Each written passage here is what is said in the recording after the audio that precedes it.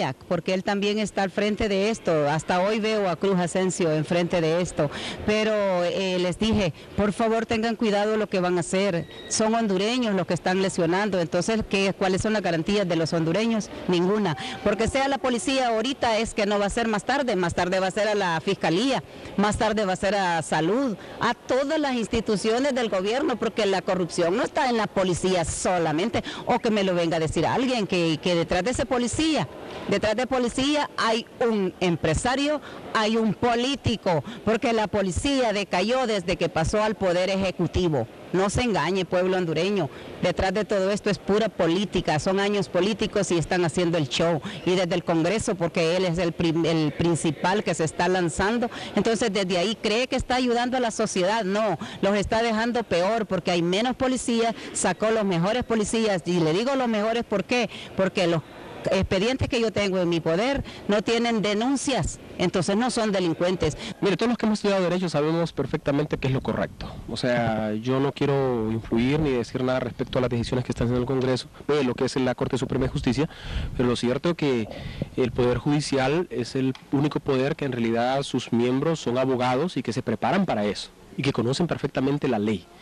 Y a todas luces, pues todos los que hemos estudiado Derecho sabemos perfectamente de que ese decreto es lesivo a lo que es a la dignidad de las personas. Aquí se violentan muchos derechos constitucionales inherentes a todo ciudadano hondureño, y los policías no somos ciudadanos de cuarta categoría ni tercera categoría, somos ciudadanos comunes y corrientes que tenemos las mismas garantías que todo ciudadano. Claro, óigame, el polígrafo es una prueba que no es concurrente en ninguna parte del mundo. ¿Cómo es posible que se nos venga a sacar de la institución como delincuentes por haber pasado el polígrafo? ¿De qué se me acusa? Está bien la prueba, las cosas se tienen que hacer correctamente, por ejemplo, el aspecto socioeconómico. Bueno, escuchábamos al comisario Molina, referente sobre estas pruebas de confianza, y también a la abogada Montoya. Bueno, su reacción sobre lo que dice la abogada Montoya, ya no le extraña, ya ha llevado casos, ya tiene experiencia en estos casos, y bueno, no está conforme con este proceso que se está llevando del retiro de los policías. Bueno, vea, yo no voy a ponerme a discutir un tema que tiene que ver con su interés muy particular, por cuanto ella lo que está haciendo es defendiendo la situación de su esposo, que ha sido cuestionado dentro de la Policía Nacional. O sea, ese es un tema aparte. Ella pierde categoría como profesional cuando lo que hace es involucrarse por una cuestión de sentimientos, por una situación de su esposo. Yo no voy a ofenderla, creo que ella es una dama, la cual merece respeto, pero yo, si fuera miembro de la policía, honrado, y que por alguna razón, a Daniel Molina ya lo digo, y que por alguna razón fallé en el polígrafo, no la buscaría a ella de abogada, se lo digo, buscaría un abogado distinto. Yo le recomendaría a ella, al abogado, a Daniel Molina y a otros profesionales del derecho, al abogado Funes, por ejemplo, ¿verdad? Pero yo no la buscaría a ella como profesional del derecho. Creo que deben de tener esa observancia. Pero no, yo no voy a particularizar con ella, ¿verdad? Yo estoy claro en mi situación, yo debo de aclararle algo al pueblo hondureño. Muchos hablan y me han cuestionado y me atacan. Yo voy a decir algo que es real. En los temas en los que yo me he involucrado en el Congreso no son temas fáciles. Han sido temas muy difíciles. Hay otros temas más bonitos, más agradables, o no tocar ningún tema, simplemente estar sentado en el Congreso Nacional. Yo no soy así ni voy a ser así. Yo en lo personal sé todo lo que significa involucrarme en los temas que me he involucrado. Lo sé personalmente, sé lo que puede suceder, lo sé todo. Pero además yo siento un compromiso con este país. Yo creo que en este país ya basta de estar callando, de estar tapando a sinvergüenzas, a delincuentes, a asesinos, a sicarios, a ladrones, a extorsionadores, a traficantes de droga, vestidos de uniforme. Yo creo que ya basta de eso. Y eso es lo que a algunos les incomoda, que ahora ya eso ya no es, ya la población ya no tiene miedo de decir eso, y el pueblo hondureño lo va a seguir diciendo. Quiero referirme a lo que dijo el abogado Funes respecto al tema del plebiscito. Yo comparto con él. Creo que este no es un tema para llevarlo a un plebiscito que implicaría una erogación económica enorme, que implicaría mucho tiempo, que implicaría todo un esfuerzo. Todavía no se ha reglamentado el plebiscito. No, aparte de todo no está el reglamento. Pero bueno, eso sería cuestión de un par de días. Cuando hay voluntad para hacer algo en este país, las cosas se hacen en un par de días. Cuando no hay voluntad podrán pasar 1000 eternidades y las cosas no se van a hacer. Lo que quiero decir es que yo creo que no es un plebiscito. Sí creo que hay que buscarle dos caminos. El primer camino que yo creo que hay que empujar es una reforma a la ley de policía, que no es constitucional. Una reforma a la ley de policía que tenga implícito el tema de las pruebas de confianza, que las tienen en este momento, pero no como un requisito, por ejemplo, para desempeñar una función pública. Y lo segundo, extender el periodo de aplicación del decreto aprobado en el Congreso Nacional en mayo, con esa reforma de la policía, de la ley de policía que se pudiera practicar, para facultar a las autoridades a hacer la depuración en forma inmediata una vez que se constaten algunas pruebas de confianza. Aquí la prueba de confianza a la que más le tienen miedo, es la verdad, a la que más le tienen miedo es a la que tiene que ver con el aspecto socioeconómico. Ah, sí. Porque el aspecto socioeconómico ahí nos tendrán que explicar, y no el policía de la escala básica. No, el policía de la escala básica normalmente son buenos, que andan ahí con la libreta y de pronto a usted le ponen una multa, ¿verdad?, por haberse estacionado mal los de tránsito, pero usted les da 100 pesitos y ya lo dejan libre. Esa es corrupción en pequeña escala, pero el más corrupto es usted, que les da los 100 lempiras a los policías para que no le pongan la esquela. Entonces, yo no juzgo tanto a los policías de la escala básica, no sé, el problema está en los grandes oficiales, yo estoy de acuerdo con el abogado Funes. Aquí hay que revisar toda la cúpula de la Policía Nacional, la que está y la que estuvo. Por ejemplo, miren, estas cosas hay que decirlas porque no se pueden seguir callando.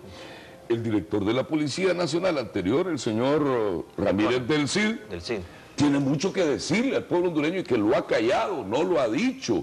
Y tiene mucho que decir porque él, antes de ser director de la Policía Nacional, era director de inteligencia de la Policía Nacional. ¿Qué le dice a usted eso? Que ese señor debe de saber qué pasó con el general Aristides González, cuya muerte ha quedado en el olvido, qué había sucedido con el hijo de doña Aurora y doña Julieta Castellano, qué había sucedido con más de 10 en aquel momento periodistas asesinados, con profesionales del derecho brutalmente asesinados. Tiene que saberlo, tiene que saber qué pasó en este país durante varios años. ¿Por qué guardarse en silencio? Pero la gran pregunta que yo me hago, ¿por qué no traerlo? ¿Por qué no traerlo a la opinión pública, a los tribunales de la República, a que nos cuente qué conoce él de las irregularidades dentro de la Policía Nacional? Por cuanto él no solo fue director, sino que fue director de inteligencia. Sí, mire, cumplimos, solo quiero... 7 de diciembre es un mes triste para los demócratas cristianos y para el pueblo hondureño. Mataron brutalmente a Gustavo Alfredo Landaverde Hernández, un hombre bueno, un hombre que lo único que hizo fue cosas buenas por este país. No le hizo males a nadie. Lo asesinaron. Un fulano está en la cárcel, en un centro penitenciario. Evidentemente, él es el ejecutor. Tenemos nosotros evidencia clara de que él fue el que disparó. Pero a él, ¿quién le dio la orden? ¿Qué tenía de rencor? ¿Cuál podría ser el odio, la motivación que un muchacho de 21 años pudiera asesinar a un hombre como Alfredo Landaverde? Ninguna motivación. La única motivación es que alguien le dio una orden o alguien le pagó para asesinar a Alfredo Landaverde. Y aquí en este país se ha conocido y se ha dicho, yo lo he oído repetidamente, que los asesinos de Landaverde están dentro de la Policía Nacional, los que ordenaron la muerte de Alfredo Landaverde. Y esas son las cosas que no podemos seguir callando más en Honduras. Y yo le digo al pueblo hondureño, seamos valientes, pongámonos de pie. Si seguimos de cobardes, si seguimos que el miedo nos domine, el futuro que le espera a nuestros hijos es triste, es oscuro y es lamentable. Hoy tenemos que enderezar, hoy tenemos que trabajar y luchar para no perder el país, para no perder el futuro de los hondureños. Entonces tenemos que hacerlo ahora, con valentía, por supuesto, y unidos todos. Aquí no hay diferencias ideológicas. Aquí los del Libre, los del Partido Liberal, todos, Nacional, Democracia Cristiana, tenemos que estar juntos. Sí. Permite, porque también quiero escuchar la opinión del abogado Freddy Funes, porque sí, es interesante. Esto del tema socioeconómico sí extraña, porque es fácil pues solo sumar y restar los ingresos de una persona con su salario, y ver si tiene alguna riqueza injustificable, que no tiene una forma de justificar. Es una forma pues muy racional de poder seguírselo un proceso a alguien, pero se ha limitado todo al parecer a un polígrafo y de esta manera dar la idea de que se quiere hacer algo, pero en realidad no se hace algo completamente bien y bien respaldado para sustentar un proceso judicial. ¿Cómo valora todo este panorama? Estamos de acuerdo.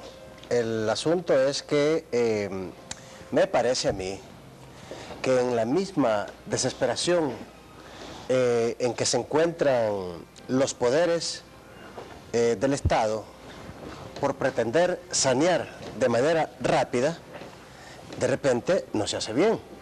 No se hace bien, está bien. Me parece a mí, por otro lado, que los policías de distinto rango, del rango más alto, tienen que comenzar aceptando que hay un problema en la policía. Claro. O sea, porque yo no sé si es que ellos se quejan por la prueba o se quejan porque están siendo sometidos y son inocentes. Pero me parece a mí que todos estos policías que no han pasado esa prueba, lo primero que tienen que decir es que hay un problema en la policía y que ellos mismos están de acuerdo en la depuración, porque ellos mismos saben, ellos mismos conocen la realidad. Ahora bien, es cierto, una prueba de un polígrafo no es suficiente para determinar si un policía es delincuente o no. Yo creo que, y a lo mejor, no sé si esa era la intención, porque cuando se habla de que no pasa, que se pone en un estado de disponibilidad por un año, no conozco muy bien la reforma, y después, entonces, ahí se da la contradicción, porque no es que los destituyen, pero yo no sé qué implica, si le siguen pagando, claro, hay una, en otra legislación, eso implica, ¿cómo ponerlo?